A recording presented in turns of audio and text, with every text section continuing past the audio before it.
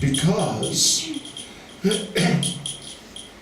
if you know the story, the bow was there in the palace of Maharaj Janaka.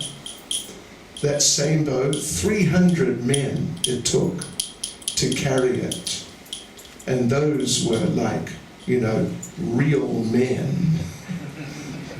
We're talking about real Kshatriya, powerful men. 300 of them, warriors, to carry it. It was lying there, waiting for that Swayamvara ceremony. And they were waiting for the different princes and people to come to compete. And one day, Mother Sita, with her friends, was playing a ball game in one of the inner courtyards there, and the ball, throwing a ball back and forth and up and down, and just enjoying a game like that. The ball got stuck in a tree, and the girls tried to climb the tree. They couldn't climb that far. They tried to shake the tree. They couldn't shake the ball free. What to do? And then Sita said, I know. Let's get that big bow. Yes. And just sort of poke the ball out of the tree. So Mother Sita went, and with one hand lifted the bow and brought the bow, and with one hand poked the ball out of the tree, and then put the bow back. How can she do that? Not because she has been to the gym and, weights. There are ladies who do that. But no. Well, how could she do that? Because she's Mahalakshmi. She's the goddess of fortune. And she is one of the supreme deities of the internal potency of the Lord. And Durga, who is controlling the entire material potency, is just like a little fragment of a fragment of Mother Sita.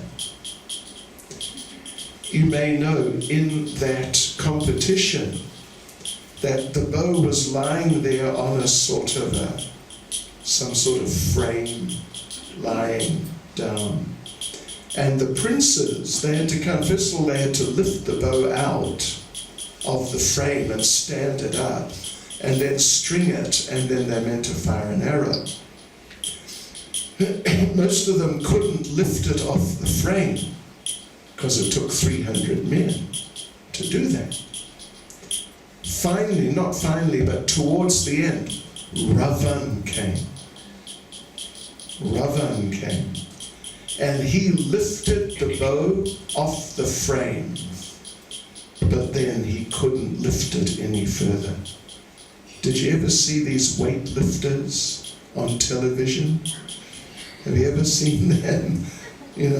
These huge men struggling to lift some massive weight over their heads.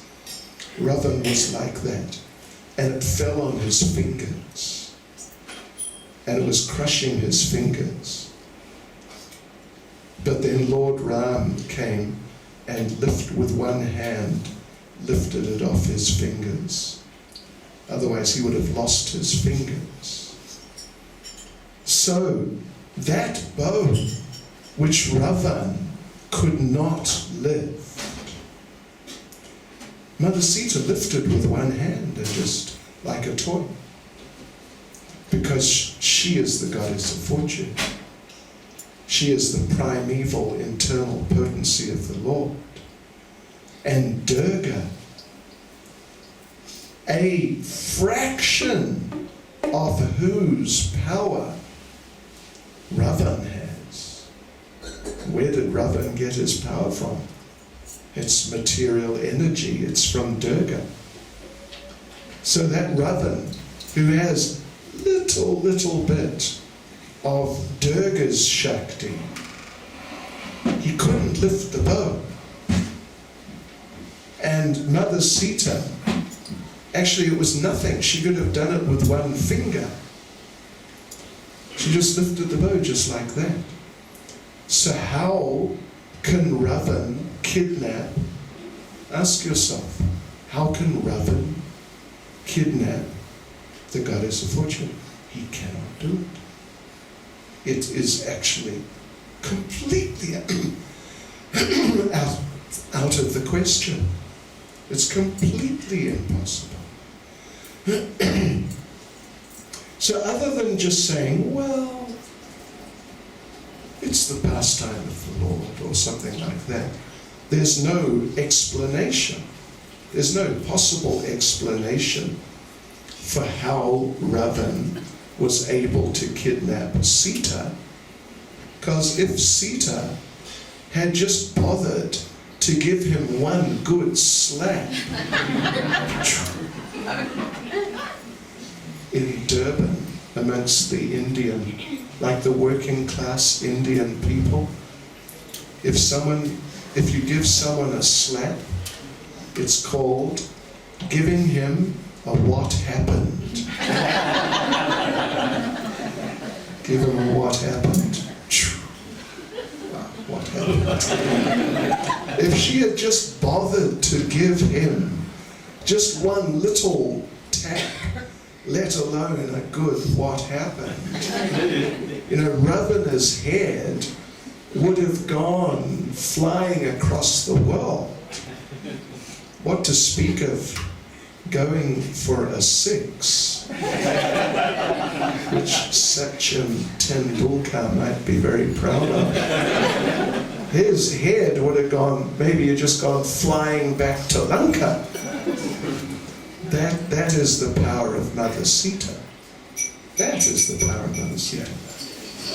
Shri Krishna Balaram Ki Jai. So it's a very interesting point. And it is discussed, as we said, in Chaitanya Charitamrita. In-depth discussion. You see, in these great literatures, you find clarifications of things which otherwise you won't really understand. They're not really available elsewhere. So, yes, so Lord Rama, he did that. He lifted the bow, strung the bow, broke the bow, as if it was nothing. Just like a child, well, like an elephant breaks a stick of sugar cane. Do you have sugar cane in Botswana? Yes, You don't. You have sugar cane pastimes, I'm sure. Chewing on the sugar cane. Everything. So an elephant with a stick of sugar cane just snap like that, it's nothing. So Lord Rama did that. In that way he won Mother Sita. And then they went into exile. Well, he was ordered into exile. You see, Lord Ram, Krishna, they're the same person. They're not really, they're not two different persons. Lord Chaitanya, all three of them, they're the same person. But they're functioning in different ways. Lord Ram is called Maryada Purushottama. Maryada basically means the rules and regulations. It indicates the formal standards, rules and regulations. So Lord Ram, he upheld the rules and regulations. Krishna, is known as Leela Purushottama. Purushottama, Purusha Uttama, Supreme Person. So he's Leela Purushottama, the Supreme Personality engaged in pastimes. Ramchandra is Maryada Purushottama, the Supreme Person displaying how to follow rules and regulations. And then Lord Chaitanya is Prema Purushottama, the Supreme Person experiencing prema, experiencing it. So they're the same person, but in somewhat different capacities. Like Lord Chaitanya, well, when Lord Krishna returned back to the spiritual world 5,000 years ago, after having been here, then Lord Krishna, he was sitting and thinking when he had got back already, back to Goloka. Lord Krishna was thinking how wonderful it was being on planet Earth, in the universe of the four-headed Brahma. How wonderful, with all my devotees. They were serving me so nicely. I was so happy being served by them. So the Lord's just thinking and relishing this. And then the Lord thought, an idea just popped into his mind. Oh, wait a minute. I was enjoying so much being served by my devotees in Vrindavan, but it seemed to me they were enjoying more by serving me. Oh, really? So Lord Krishna went deep into thought about all these different devotees and what it appeared to him they were experiencing. So all the different Brijbasis finally came to the gopis, the topmost. And he's thinking about different of the gopis, that they enjoyed 1,000 times more than me. And this one, 10,000 times. And Krishna's head is just spinning, thinking about this. What are they experiencing? What is it like? I've never experienced that myself. And then thinking about Srimati Radharani. She's enjoying sometimes 100,000 times more than me. That's a lot. Sometimes 1,000,000 times more than me. And then he realized sometimes she was enjoying, through serving me, she was enjoying pleasure sometimes 10 million times more than me. And when Krishna understood that, Krishna fainted.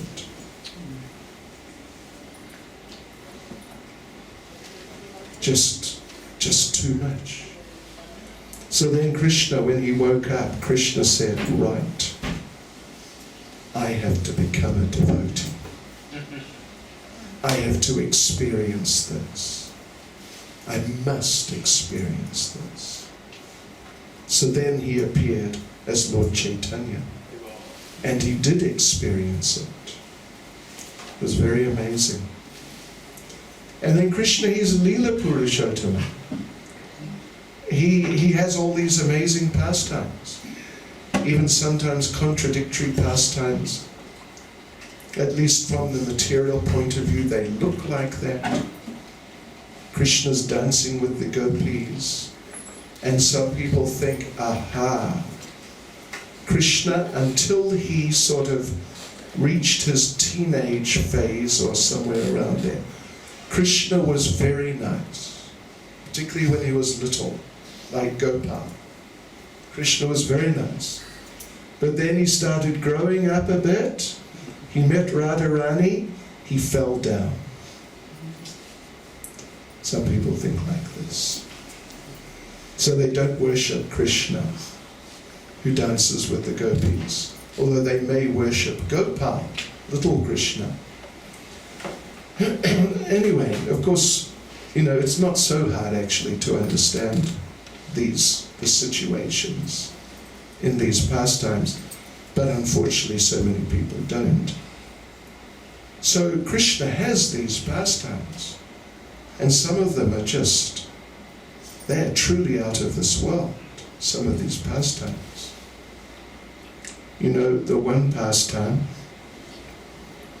Krishna was meeting with Srimati Radharani in her private quarters in Yavat. How many of you have been to Yavat? Egg. Don't. Nay. Oh. Okay. So this is the place of Jatila, Kutila and Abhimanyu, the place of Radharani's husband and her mother-in-law, Jatila. So one day Krishna had managed to sneak in and meet with Radharani. And then suddenly the door started opening. No knocking. Who could it be? Only the mother-in-law. And the voice came, Radharani, what you doing? And there's Krishna. What to do? Krishna literally dived out the window. Literally. He was gone. And just as Jatila walked in, fortunately Jatila is half blind, so she didn't see Krishna, but she saw something. And she said to Radharani, who is that? Who is that? And Radharani and her other girlfriends are there. They said, who was who? With a straight face. What do you mean, who was that? It was nobody, of course. And Jatila came and said, no, there was somebody, I saw somebody. And Lalita's very bold and sort of, outspoken. Lalita said, what do you mean, you stupid old mother-in-law? Don't any of you say that to your What do you mean, you stupid old lady? Huh. Yeah, we all know you can't see properly. It was nothing. It was just the curtains moving. And Jatila came over. She didn't really know what to think. But then she saw on the table, you know what she saw? A flute. It was Krishna's flute. He had dived out the window so quickly. He had left his flute behind. And Jatila saw it. And Jatila said, ha! Aha! There it is, proof. It was Krishna. And Lalita said, what do you mean that's proof? You think Krishna's the only person who plays a flute? Many other people play the flute. Come on. And Radharani was thinking, oh, Lalita, don't say something like that. Say something else. And Jatila became confused. Really? Oh, is it somebody else's flute? And then she picked it up and said, no, I recognize this flute. This is Krishna's flute. It was Krishna. And Lalita said, oh, come on, you silly old fool. Oh. Listen, Jatila, listen. Don't you know that today, it is raining flutes. It is raining flutes. And Radharani thought, why did you say that? There's so many other things you could have said. Why did you have to say that? And Jatila said, really? And Lalita said, yes, really. Just look out the window. And Radharani thought, oh no, why did you say that? What are you doing? And Jatil looked out the window, and you know what she saw? It was raining flutes. So the pastimes of the Lord,